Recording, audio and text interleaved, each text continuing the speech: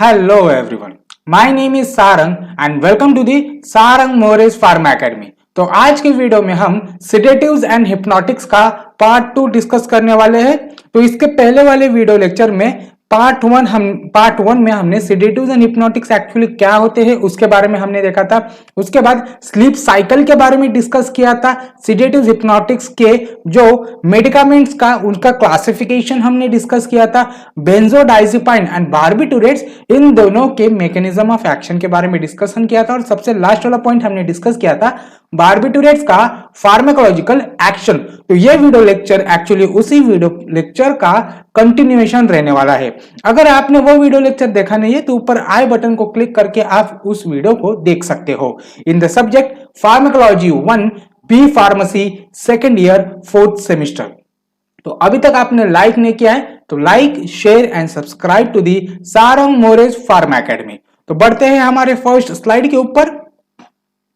तो पहले स्लाइड से हम शुरुआत करेंगे therapeutic uses, adverse effect and contraindications of barbiturates. तो जो इसके पहले वाले वीडियो लेक्चर में हमने उनके फार्माकोलॉजिकल एक्शन के बारे में डिस्कस किया था, इस लेक्चर में हम उसके थेरेपेटिक यूजेस के बारे में देखेंगे। तो थेरेपेटिक यूजेस है जैसे कि epilepsy such that phenobarbitone drug of choice है एपिलेप्सी के लिए। तो एपिलेप्सी मतलब जो मिर्गी के झटके आते हैं किसी पेशेंट के अंदर या फिर जो फिट्स हम मुझे जिसे बोलते हैं, तो उस मेडिकल कंडीशन में phenobarbitone as a drug of choice हम इस्तेमाल करते हैं। उसके बाद जनरल एनेस्थीसिया जैसे कि थायोपेंटोन सोडियम। तो जनरल एनेस्थीसिया के बारे में मैंने डिटेल वीडियो लेक्चर इसी चैनल के ऊपर अपलोड किया है। अगर आपको वो वीडियो लेक्चर देखना है तो ऊपर आई बटन को क्लिक करके आप उस वीडियो को देख सकते हो। उसके बाद बार्बिटूरेट्स के एडवर्स इफेक्ट के बारे में देखेंगे।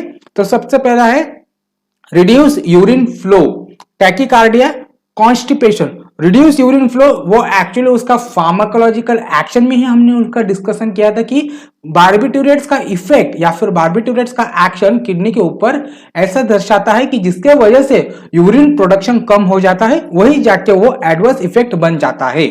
उसके बाद नेक्स्ट है hangover, mental confusion, drowsiness after sleep arousal. उसके बाद नेक्स्ट एडवर्स इफेक्ट है hypersensitivity. Hypersensitivity reaction मतलब a group of chemical reaction that is unwanted to our body. तो हाइपर सेंसिटिविटी रिएक्शन में कौन से बायोकेमिकल रिएक्शंस होते हैं जैसे कि skin rashes, swellings of eyelids and lips. उसके बाद ऑटोमेटिज्म। ऑटोमेटिज्म का मतलब है a person fails to fall asleep, mentally confused and takes pills after pills and creates acute poisoning। तो ऑटोमेटिज्म मतलब क्या होता है? ऐसी कंडीशन जिसमें नींद ही नहीं आ रही हो।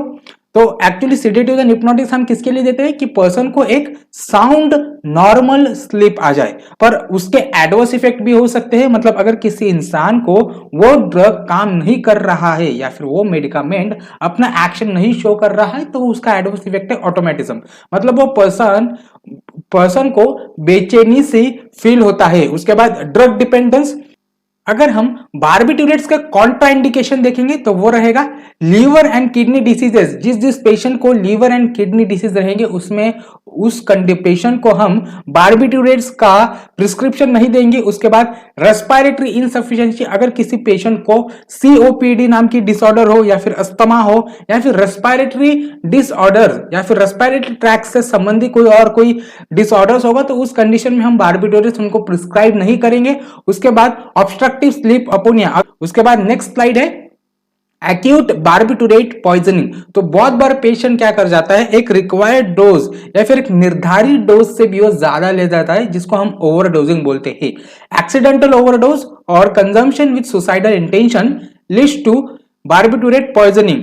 अगर एक्सीडेंटल ओवरडोज हो जा रहा है मतलब एक से ज्यादा डोज उसने लिया एक दिन में, अगर उसका एक्यूमुलेशन हमारे बॉडी में ज्यादा हो गया तो वो पॉइजनिंग की जैसा कंडीशन दर्शाता है। तो उसी को हम पॉइजन या बार्बिटूरेट पॉइजनिंग बोलेंगे। अगर हम उसके सिम्टम्स देखेंगे तो weak but rapid pulse, shallow breathing leading to the respiratory failure, patient is flabby with cold skin and comatose. Comatose मतलब पेशेंट कोमा में भी जा सकता है जिसके वजह से ये जो कंडीशन है बार्बिटरेट पॉइजनिंग बहुत ही डेंजरस या फिर डेडली कंडीशन हम उसे बोल सकते हैं। And fall in blood pressure भी फॉल हो जाता है। उसके बाद नेक्स्ट स्लाइड, अगर हम एक्यूट बार्बिटरेट पॉइजनिंग के ट्रीटमेंट देखेंगे तो वो रहेगा haemodialysis, gastric lavage by suspension of activated charcoal, artificial respiration and oxygen therapy, CNS stimulant like doxapram and प्रीतिकामाइड।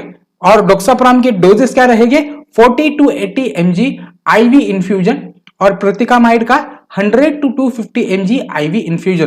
तो ये जो सीएनएस स्टिमुलेंट है ये आपको याद रखनी पड़ेगी क्योंकि ये जीपैट या फिर नाइपर या फिर ड्रग इंस्पेक्टर की एग्जाम में ये क्वेश्चन पूछा जा सकता है कि एक्यूट बार्बिटरेट पॉइजनिंग में कौन से सीएनएस स्टिमुलेंट दिए जाते हैं, जैसे कि डोक्साप्राम एंड प्रीतिकामाइड। उसके बाद नेक्स्ट स्लाइड है फार्माकोलॉजिकल एक्शंस ऑफ बेंजोडाइजेपाइन्स। तो इसके पहले वाली वीडियो लेक्चर में हमने बार्बिटुरेट्स एंड बेंजोडाइजेपिन की कंबाइंड मैकेनिज्म ऑफ एक्शन पढ़ा था। इस वीडियो लेक्चर में हम उसके फार्माकोलॉजिकल एक्शन पढ़ने वाले हैं। तो पहला फार्माकोलॉजिकल एक्शन है anti anxiety effect. It causes mental relaxation, reduces mental tension, no drowsiness और tolerance is produce. Hypnotic effect के बारे में देखेंगे। जाहिर सी बात है हिप्नोटिक कंडीशन या फिर हिप्नोटिक इफेक्ट अपना शो करेगा क्योंकि वो उस कैटेगरी में काउंट होता है। Produces skeletal muscle relaxation by depressing neuromuscular junction. Neuromuscular junction को डिप्रेस करके वो हमारे स्केलेटल मसल को रिलैक्स कर देता है। एंटी कन्वर्जन इफेक्ट जो कि हमने बार्बिटुरेट्स के कंडीशन में भी देखा था।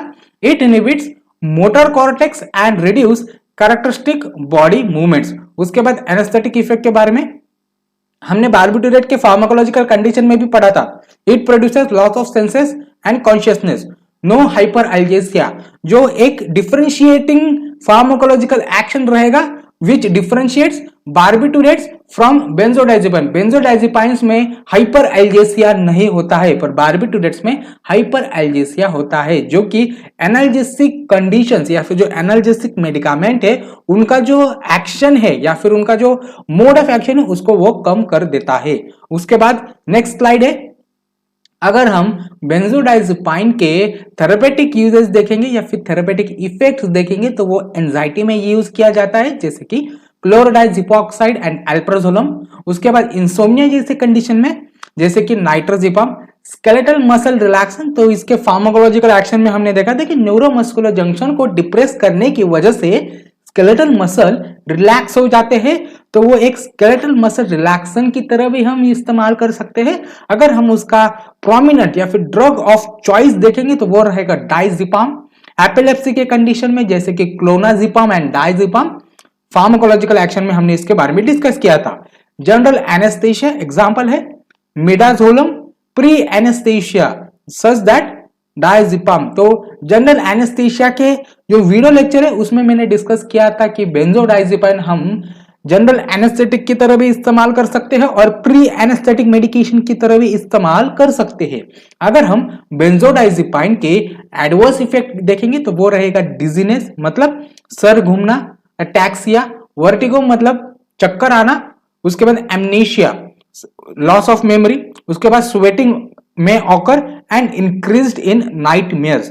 तो इसके पहले वाले वीडियो लेक्चर में जिसमें हमने मैकेनिज्म ऑफ एक्शन डिस्कस किया था तो उसमें हमने ये देखा था कि जो REM स्लीप साइकिल है जो कि हमारे टोटल स्लीप साइकिल के 20 to 30% काउंट करता है, उसमें वो जो बेंजोडाइजेपिन है वो उसको लॉन्गर ड्यूरेशन में बढ़ा देता है, जिसके वजह से नाइटमेयर्स और ड्रीम्स आना उनके प्रोबेबिलिटी ऑफ चांसेस ज्यादा हो जाते हैं। उसके बाद नेक्स्ट स्लाइड है फ्लूमाजेनिल जो कि एक बेंजोडाइजेपाइन एंटागोनिस्ट है। It is a benzodiazepine analog competitive antagonist to benzodiazepine but inverse agonist to benzodiazepine's receptor। तो फ्लूमाजेनिल एक्चुअली एक बेंजोडाइजेपाइन एंटागोनिस्ट है जो कि बहुत बार क्वेश्चन पूछा जा सकता है कॉम्पिटिटिव एग्जाम में। तो उसके जो मैकेनिज्म ऑफ एक्शन उसके बारे में देखेंगे तो बेंजोडाइजेपाइन के लिए वो कॉम्पिटिटिव एंटागोनिस्ट की तरह बिहेव करता है पर उसके ही रिसेप्टर बेंजोडाइजेपाइन रिसेप्टर के लिए वो इनवर्स अगोनिस्ट की तरह बिहेव करता है। इट रिवर्सेस डिप्रेसेंट और स्टिमुलेंट इफेक्ट रिस्पेक्टिवली।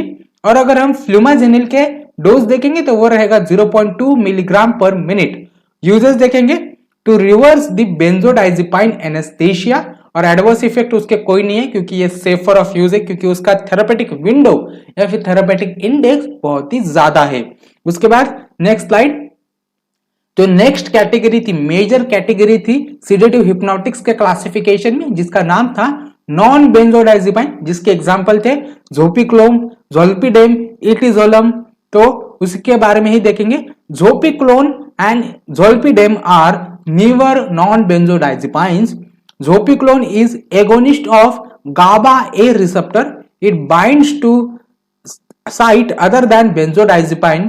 तो जोपिक्लोन एक्चुअली गाबा ए रिसेप्टर अगोनिस्ट है, मतलब सेम बेंजोडाइजेपाइन एंड बारबिटूरेट की तरह ही वो अपना मैकेनिज्म ऑफ एक्शन या फिर मोड ऑफ एक्शन दिखाता है, पर उसका बाइंडिंग साइट अलग रहेगा।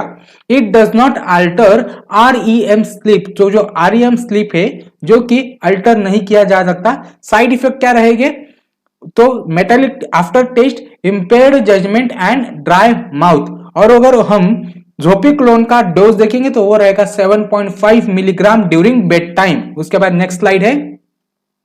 अगर हम ज़ोल्पिडेम, जो कि उसका अनदर एनालॉग है या फिर उसका बड़ा भाई हम बोल सकते हैं, नॉन बेंजोडाइजेपाइन इस कैटेगरी में काउंट होने वाला है, जो कि ओमेगा 1 सब टाइप के ऊपर अपना एक्शन शो करता है, या फिर ओमेगा 1 सब टाइप जो कि गाबा रिसेप्टर के ऊपर एक बाइंडिंग साइट है, उसके ऊपर बाइंड होकर अपना एक्शन शो करता है।